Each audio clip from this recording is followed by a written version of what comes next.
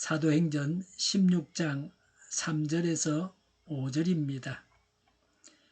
바울은 디모데가 자기와 함께 가기를 바랐다. 그래서 바울은 그 지방에 사는 유대 사람들을 생각해서 디모데를 데려다가 할례를 행하였다. 그것은 디모데의 아버지가 그리스 사람이라는 것을 그들이 모두 알고 있었기 때문이다. 바울 일행은 여러 도시를 두루 다니면서 예루살렘에 있는 사도들과 장로들이 정한 규정들을 사람들에게 전해 주어서 지키게 하였다. 교회들은 그 믿음이 점점 더 튼튼해지고 그 수가 나날이 늘어갔다. 아멘. 3절에 그래서 바울은 그 지방에 사는 유대 사람들을 생각해서 디모데를 데려다가 할례를 행하였다. 그것은 디모데의 아버지가 그리스 사람이라는 것을 그들이 모두 알고 있었기 때문이다. 아멘. 왜 디모데에게 할례를 베풀었습니까? 구원받는데 필요해서가 아닙니다. 바울은 유대 사람들을 배려했습니다. 유대 사람인 율법주의자들을 생각해서 그랬습니다.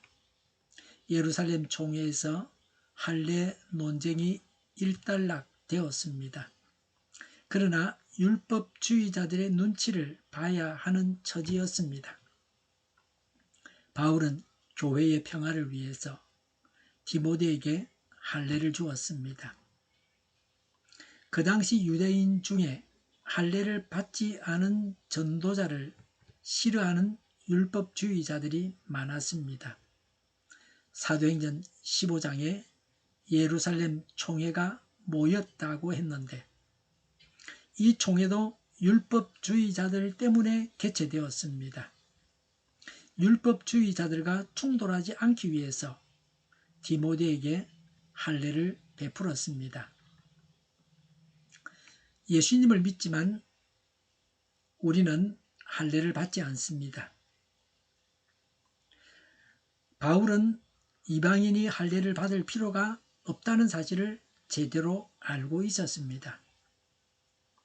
디모데에게 할례를 행한 것은 생각을 달리하는 자들과 충돌을 피하기 위해서였습니다.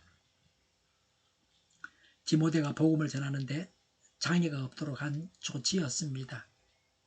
갈라디아서 2장 3절에 나와 함께 있는 디도는 그리스 사람이지만 할례를 강요받지 않았습니다 라고 했습니다. 디도에게는 할례를 받으라고 강요하지 않았습니다. 디모데는 모계가 유대인입니다. 디모데의 어머니 또 디모데의 외할머니가 유대인입니다. 유대 전통은 어머니가 유대인일 경우 유대인으로 인정했습니다. 그런데 그 당시까지 디모데는 할례를 받지 않았습니다. 디모데가 할례를 받지 않은 것으로 보아 유대인으로 유대교에 열심이 없었던 것 같습니다. 디모데의 아버지가 헬라인이므로 나면서부터 할례를 받지 않았다고도 볼 수 있습니다. 이런 디모데의 약점을 보완해서 유대인들에게 복음을 전하는 일꾼이 되게 하려고 할례를 받게 했습니다. 디모데에게 할례를 받게 한 것은 동족 사랑에서 나온 것입니다. 바울은 할례를 받는 것이 죄는 아니기 때문에 양보했습니다. 사울은 사소한 일에 양보함으로 다른 사람과 화목하고 그래서 복음 전파와 양육의 사역을 잘 해내려고 이렇게 했습니다.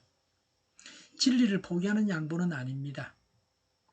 우리 교회가 성장하려면 남을 이해하고 나의 이익을 포기하며 남을 위해주고 포용해 주어야 합니다. 사소한 일로 다투거나 싸우지 않고 화목해야 합니다. 이렇게 해야 성숙한 신앙인입니다. 내가 예수님과 함께 십자가에 못 박히는 경험을 해서 내가 온전히 죽어야 예수님을 닮은 자입니다. 내 자존심, 내 고집, 내 입장만 생각해서는 안 됩니다. 예수님을 부인하는 일이 아니라면 양보할 수 있습니다. 이방 교회의 부흥에 대해서 말씀하고 있습니다. 4절에 바울 일행은 여러 도시를 두루 다니면서 예루살렘에 있는 사도들과 장로들이 정한 규정들을 사람들에게 전해 주어서 지키게 하였다고 했습니다. 할례에 대한 사도들의 결정을 알려줬습니다. 그리스도인이 어떻게 살아가야 하는지를 알아야 합니다. 무엇이 하나님의 바른 뜻인지 알아야 합니다. 바른 진리가 있어야 합니다. 하나님의 말씀을 제대로 알고 삶의 교훈으로 삼아야 합니다.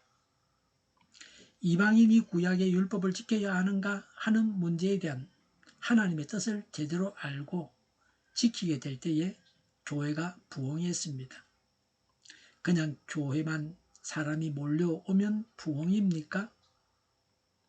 하나님의 말씀을 제대로 알고 믿어야 합니다. 많은 사람들이 교회에 나오지만 예수님을 닮은 삶, 예수님을 닮아가는 삶을 살지 않습니다. 그래서 세상 사람들이 손가락질합니다.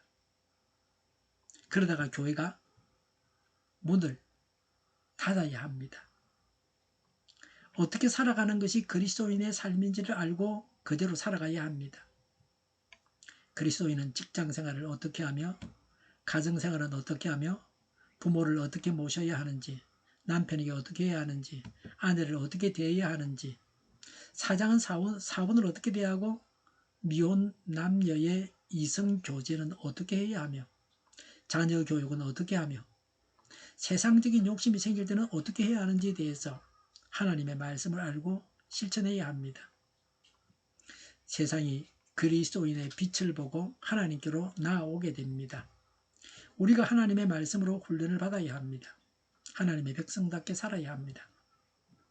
하나님 말씀을 따라서 살아가야 합니다.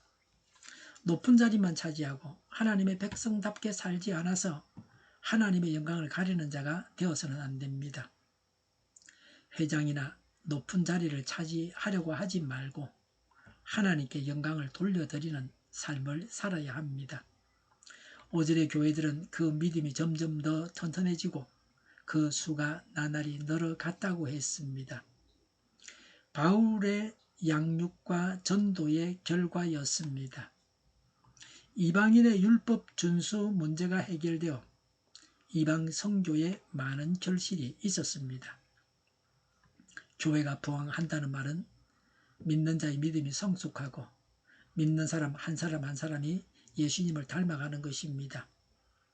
신앙 성장은 없이 수만 늘어나면 일시적으로 부흥한 것 같지만 그건 부흥이 아닙니다. 이런 경우는 계속해서 꾸준히 수가 늘어나지 않습니다.